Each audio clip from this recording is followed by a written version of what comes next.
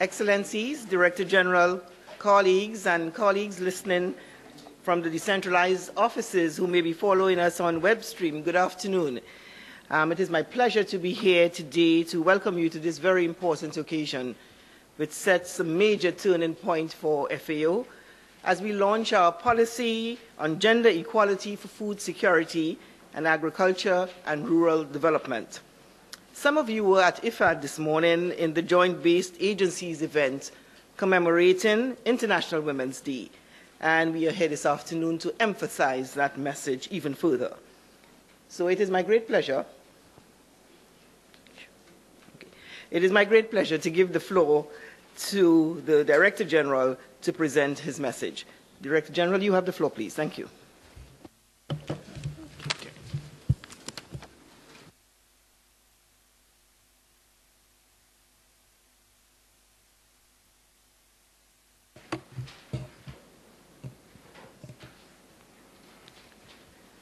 Thank you all for this opportunity.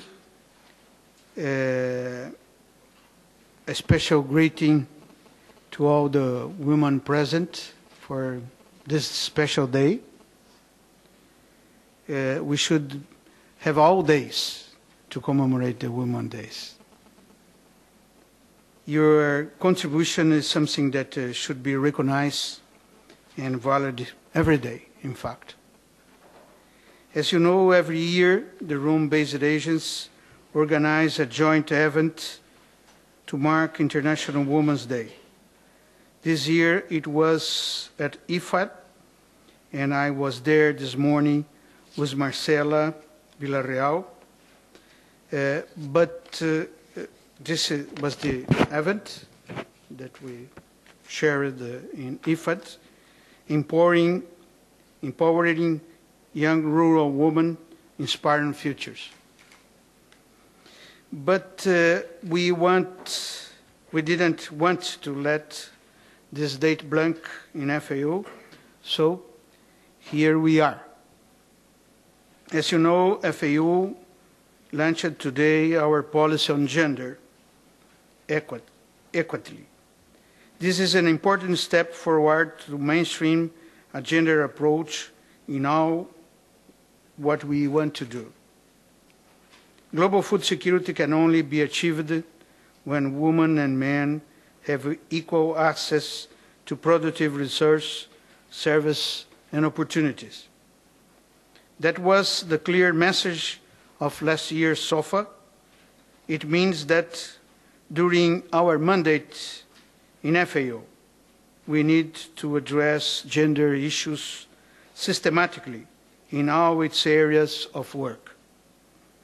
Our gender policy will guide us in this. I stand firmly behind this policy, and I committed the organization to implement it here in headquarters and in our decentralized office. The policy that we started implementing today was developed consulting key individuals and groups in headquarters and decentralized office, the Rome-based agents, and UN Human. As it is a policy, not a dogma, there is room to discuss and adjust things during its implementation. We always can learn along the way and make improvements, as all knowledge organizations should always do.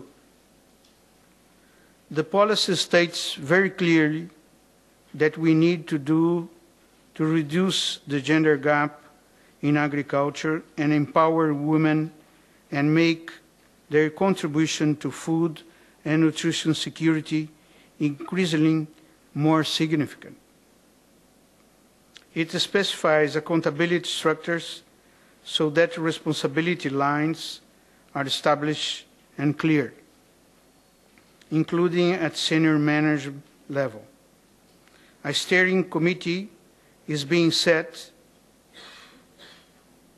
up to oversee the policy's implementation as set in the policy itself. Ms. Anne Tutwiler will head this steering committee, and Marcela Villarreal will act as secretary. I want to highlight that the implementation of the gender policy is not up to one single unit, but a corporate responsibility. This is not gender policy. This is our gender policy. Not a division or department in charge of it, but the whole FAO is in charge of it, including myself. Thank you for this opportunity.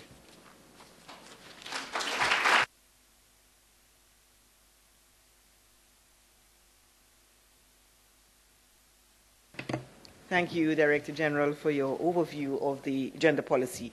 I'd now like to invite Marcela, Director of Gender, to make a presentation of the policy.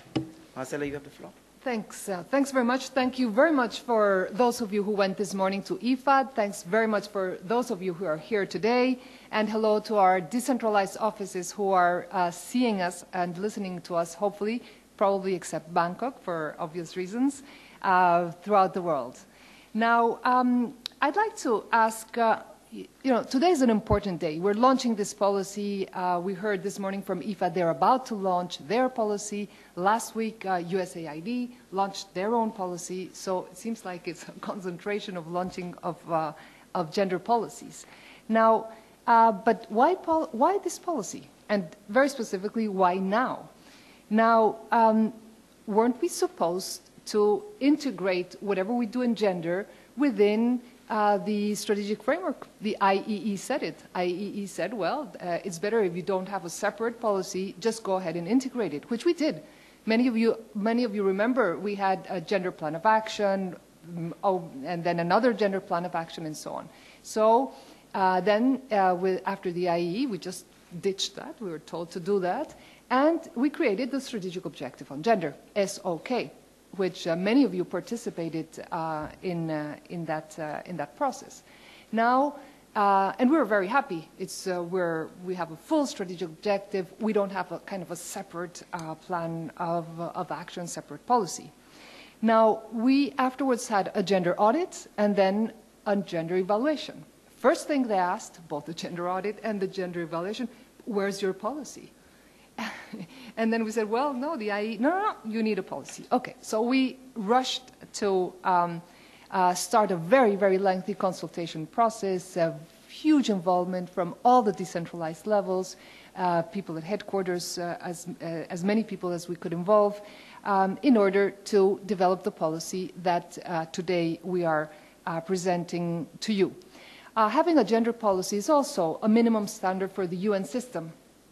Many of you know we have a system-wide action plan which has been mandated by the CEB, the Chief Executive Boards of the UN system, and one of the minimum standards is to have a gender policy. It will be discussed, including at the next CEB.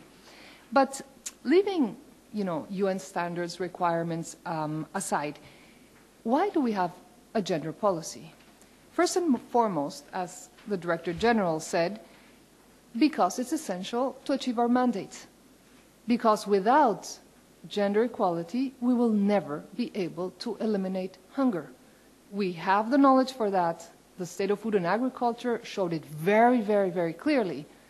Women's plots are much less productive than men's plots, up to 20 to 30% less productive. But if they were to have access to the same resources that men already have, we could instantly boost agricultural productivity worldwide by up to 4%. And just plugging that into the formula we use to calculate the number of undernourished, we could have a drop in number of hungry people by 100 to 150 million. 100 to 150 million people out of hunger just by ensuring that women have the same access that men already have in the rural areas to these essential productivity. That's quite important. There we demonstrated the specific, the clear, the essential link to our mandate. We want to be better at reducing hunger and poverty in the rural areas. We better pay attention to gender equality issues. Now, the policy that we're presenting today, and I think you have received handouts to give you a little bit of an oversight of what the policy is about, does precisely that. Guides us, tells us what do we need to do, what do we need to aim for, what needs to be in place, and also who needs to do it. Now, gender equality is, of course, an issue of human rights. But it's not only an issue of human rights, as the UN tells us. It is a basic human right, but above all, it's also an issue of food security and of hunger reduction. Therefore, this policy is not only the right thing to do, it's also the smart thing to do. It's an issue of program delivery. It's an issue of being effective. It's an issue of allowing us, putting the mechanisms in place that will help us reach our mandate in an effective way. Now, the title of the policy is FAO Policy on Gender Equality, Attaining Food Security Goals in Agriculture and Rural Development, and it doesn't refer directly to gender balance within the workplace. But we do have a complementary initiative, and many of you have participated in that, by which we set the grounds for FAO to be able to reach the corporate goal, which our member countries have set for us, to have gender parity, 50-50 in the professional and higher categories. That's a separate initiative, and it's currently under the HR department, but it is totally complementary to the policy that we are launching today. Now, the policy in front of you, what does it do? Basically, it specifies what we should be aiming for, so basically the goal, what objectives do we want to achieve. It provides us with a framework to guide us and assess whether we are going or not in the right direction. It shows us some minimum standards, accountability frameworks, and some oversight mechanism, which we will be using to see actually if we're going in the right direction. Overall goal of this policy, to achieve equality between women and men in sustainable agricultural production and rural development for the elimination of hunger and poverty. So you see, this sets us precisely in all of the three goals of FAO. It sets us precisely in the mandate of our organization, gender equality, in order to be more effective to reduce hunger and poverty. We have 5 objectives. They are ambitious, they are bold, and basically they're not business as usual. The objectives are about women participating equally with men as decision makers in rural institutions and in shaping laws, policies, and programs. Women's voice is essential if we are to reduce gender inequalities. Women's voice through their organizations, through producer organizations, through cooperatives, through their own associations, so they should be participating equally with men in decision-making, in basically the decisions that will be affecting their lives, including agricultural policy. Then we have 2 objectives that have to do with women and men having equal access to productive resources and also to goods and services for agricultural development and markets. Both of these come directly from the State of Food and Agriculture. Basically, we know, and we have demonstrated through the State of Food and Agriculture, that if they were to have equal access to these resources and products and services, we would be giving a leap forward in terms of reducing hunger in the world. Then we have another one that says women's work burden is reduced by 20% through improved technologies, services, and infrastructure. It seems simple, and actually it is simple, but it's not happening. Maybe you've heard this statistic. We just published it last week at the Commission on the Status of Women. Are you aware the amount of time that is spent for rural women just to fetch water? Having a glass of water for us is you know, we take it for granted. It's like a given. For a person in a rural area, it's not a given. They cannot take it for granted. Rural women, only in sub-Saharan Africa, spend 40, and I underline 40 billion hours a year just fetching water. 40 billion hours a year. That's a huge amount of hours.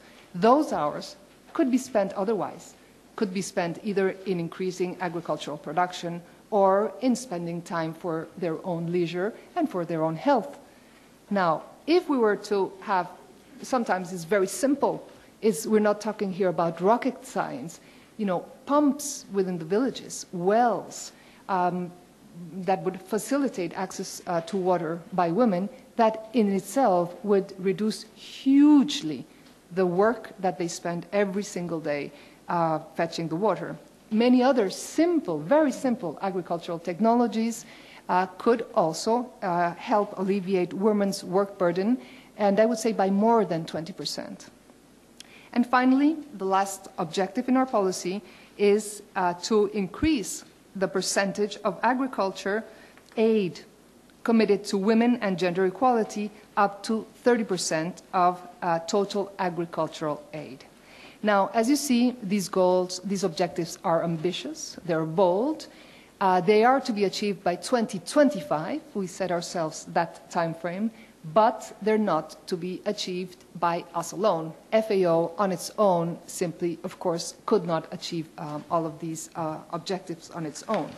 So the policy also sets responsibilities. Who is responsible for what? These goals are mainly at the member country responsibility. FAO cannot work on its own to achieve these goals by 2025, being the organization that we are. These are basically member country goals. However, there are many things that we should be putting in place to enable the member countries to reach these goals by 2025. And what are they? We are responsible for example, the knowledge products that are necessary for this, including the data, the evidence base, including, for example, the State of Food and Agriculture that sets very clearly the rationale of why we should be working on this and gives member countries also a motivation to address these issues and also a business case of why they should be devoting resources within their national policy agendas to reducing gender inequalities in the rural areas. What else are we committing ourselves to do? To give the policy support, the policy advice, the capacity development that we can in order for member countries to be able to reach these objectives effectively by the year of 2025. And we would be, apart from providing the knowledge base, knowledge products, global public goods, we would be monitoring the intermediate outcomes in terms of policy effectiveness of the activities that are taking place at the country level. And we would be monitoring along with our partners, because again, we're not in this alone. We have our partners starting with the Rome-based agencies, but we have many other partners, including NGOs, civil society, partners at the private sector, and CSOs, all our usual development partners, who are also responsible for parts of these policies. So we would be monitoring, along with our partners, progress towards the achievement of these objectives and towards the overall goal. Now, in terms of strategy, it's a two-pronged strategy. On the one hand, we want to ensure that we can mainstream gender considerations within all of FAO's results, which are relevant, of course. Not all of them are relevant in terms of gender inequality, but those of them which are relevant should ensure that they address a gender dimension. And on the other hand, we want to promote women-specific interventions in order to level the playing field. Until there is a level of equality, we need to focus specific attention on women until there will be equality, and afterwards, and hopefully soon, we will be able just to move into gender mainstreaming, addressing gender dimensions within our own policies and programs. Finally, what are we going to do in terms of implementing this policy? basically we would be working in terms of capacity development. The UN is now developing a mandatory gender training for all UN people, where basically they say, you want to work for the UN? Okay, then you should have a basic competency on gender issues, which is basically part of the UN Charter. So we give you what is needed to have that basic gender capacity to be enabled to fulfill your own work. Aside from that, other capacity development that is specific, targeted towards FAO type of interventions in the member countries and in FAO staff we would be doing. Knowledge building, like for example through sex disaggregated data, evidence base that is necessary to inform policies, to inform programs and interventions. Developing very strong partnerships, as I said before, monitoring and supporting all of these interventions, and finally looking at evaluation, audit and oversight. The Director General has just announced an oversight mechanism, and we are sure that by all of our efforts together, working together, we are able to make a big difference, and we will be more efficient in reaching our goals of reducing hunger in the world, hopefully eliminating hunger in the world by 2025 or sooner. Thank you very much for your attention.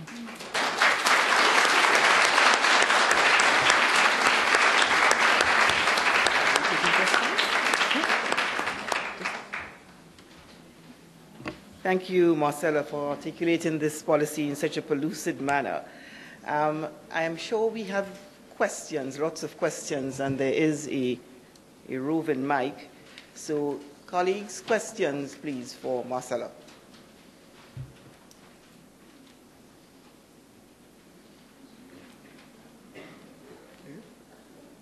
There's Cecilia. Thank you very much. And I'm really happy to hear about this new policy. And this is not something new. It's just a continuation of the good work that you've done before. And we look forward to hearing how it will increase and have a real impact on the ground. If possible, it'd be nice to hear a little bit more about the steering committee and how you're going to follow this up, because the hard part, as we heard this morning, is changing attitudes, and that it does take a lot of time. So how are you going to deal with that? And also what kind of partnerships that you are reinforcing, and maybe new ones that you will be forging. That will also be interesting to hear about. Thank you.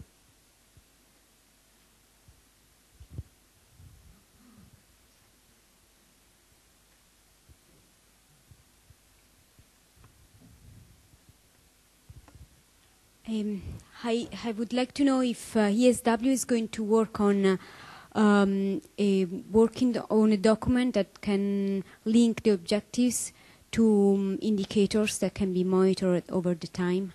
Thank you. Thank you very much. I'm Julien Custeau, facilitator of the Food for the Cities initiative.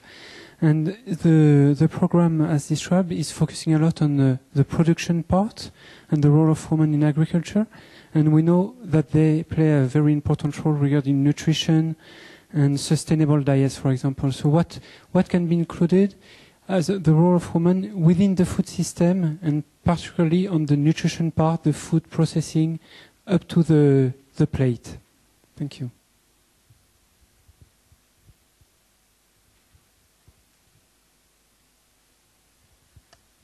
Hi, Hang Nguyen with the U.S. Mission. Thank you very much for this overview. And my question relates to the monitoring of the progress of the implementation. With monitoring, will there be any evaluation to monitor the progress of the implementation?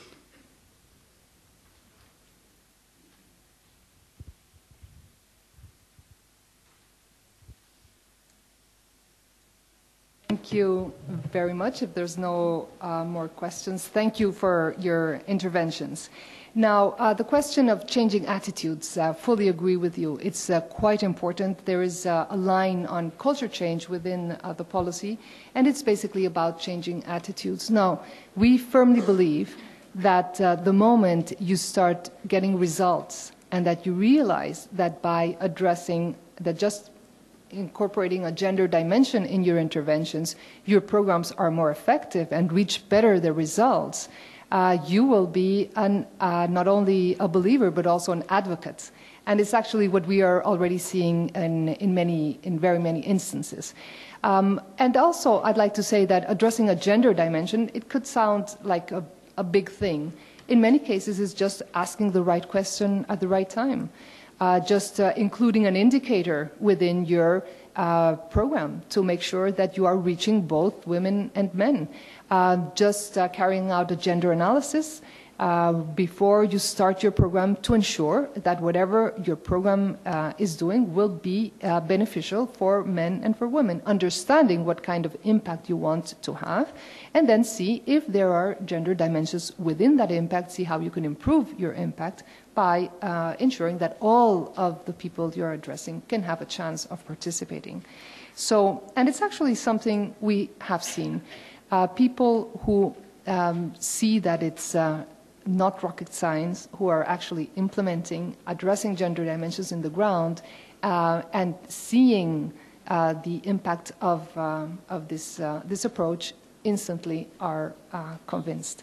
So the more we do it, the more we will continue doing it, and the more we will be moving towards reaching the objectives that are stated here. Now, the partnerships, here we are very, very strong on trying to incorporate new partners, being very innovative about who is it that should be around the table as our context changes in the world. Actors change. We want to make sure that all relevant actors are part of this initiative. So we are looking our usual partners that I mentioned earlier, but also we are ensuring that specifically, for example, this year, International Year of Cooperatives, that we have a very strong partnerships with cooperatives. And getting them to the table, getting them to ensure that women's voices within their own organizations are very much clear, very much heard, and that also cooperatives, which are so essential in the fight against food insecurity, would be kind of an empowered actor, including both the voices of women and men. Now, basically, on the indicators, the policy right now, as it is, doesn't look at very specific indicators to monitor progress. This is the next step, while we will be developing plans of action for every one of the new strategic objectives when we will have them. We will be looking at gender issues within each strategic objective, and specific indicators within each of those. Issues of nutrition and sustainable diets, we are convinced, well, actually it's not that we're convinced, we have the data. It has been quite demonstrated over and over again. Then whenever women's incomes increase, that immediately gets translated into improvements in nutrition, in the kind of diet, in education, and in the health of their own children. So by addressing economic opportunities by women, including employment, and employment is a very important aspect also of this initiative, we will have improvements also in nutrition and this, of course, has an impact for generations to come. Finally, again, regarding the monitoring, this is something that we do take very, very seriously. We are looking at setting up adequate mechanisms for monitoring within the House, but also assisting member countries to develop their own monitoring and evaluation strategies to ensure that we together, all of us, together with the member countries, are moving in the right direction and are moving to a state in which we can hopefully declare, year 2025, that these objectives have been fulfilled.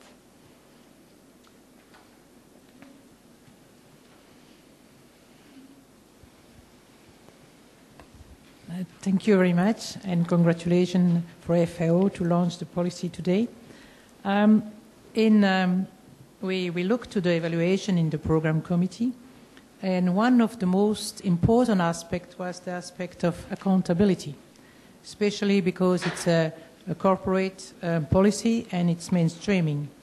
And I would like to know how you will approach the accountability. They say accountability at a high level, but the Director General say you will be accountable for this. So I would like to know how you will build your accountability system and how it will work. Thank you very much. Thank you. If there's no other questions, yes, please, Ambassador. Thank you very much. I also would like to really congratulate the Director General for launching this important policy, and also Marcela for the presentation. One of the issues that comes out more frequently is the need, particularly when we talk about the developing countries, the need to make agriculture more attractive. And actually this morning this issue came again, and particularly to retain the youngest in the rural areas so that they can really continue with agriculture, knowing that this is really a very, very important sector. What I wanted to find out through your policy, if you are also targeting particularly girls, talking about women, actually one of the issues that I really consider important is really to target girls in this context. So I would like to know if the policy is really also looking at this side. Thank you.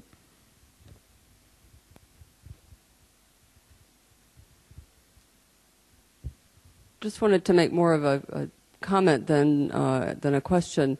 Yesterday, I met with representatives of the World Farmers Organizations who are here for the negotiations, and we were talking about Rio Plus 20 and the sustainability agenda. And they told me that they have 2 goals that they are trying to put forward in the sustainability and negotiations, and one is to provide women with equal access to productive resources. And the reason, they said, is that it touches on all 3 components of sustainability: the environmental, the social, and the economic. So I think we have one partner.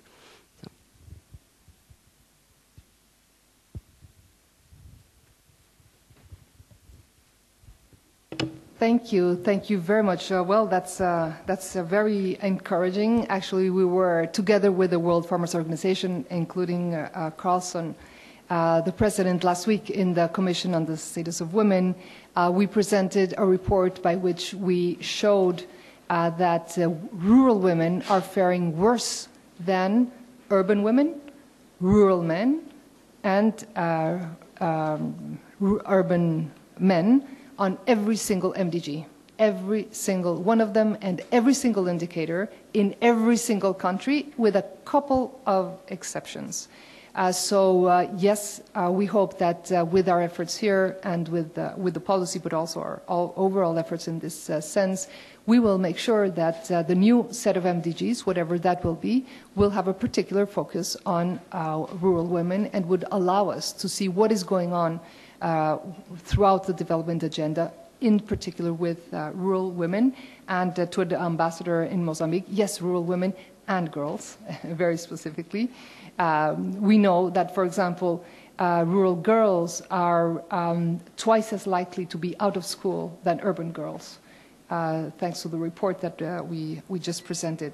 So yes, of course, it's an issue of concern. Now, this policy doesn't address directly girls, because we are trying to have economic empowerment of women who are agricultural laborers, who would have decent employment within the rural areas.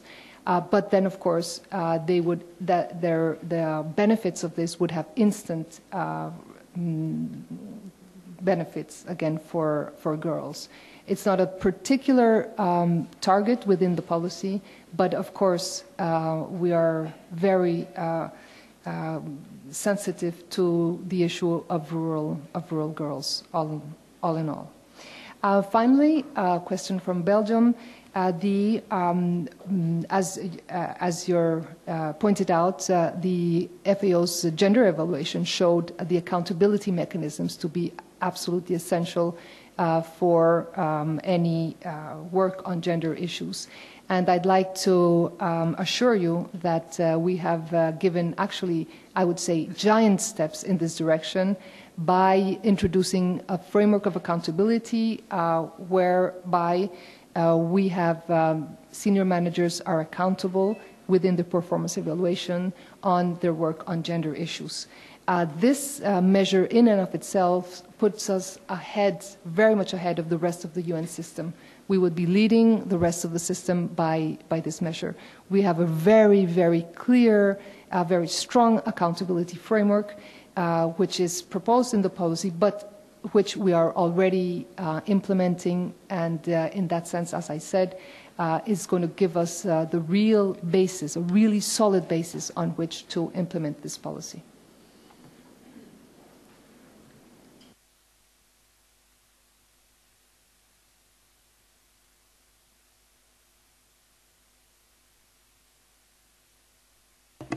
Well, thank you all for your very pertinent questions and comments, and thank you, Director General, for being here. Thank you, Marcela, and thank you all for coming. Happy International Women's Day.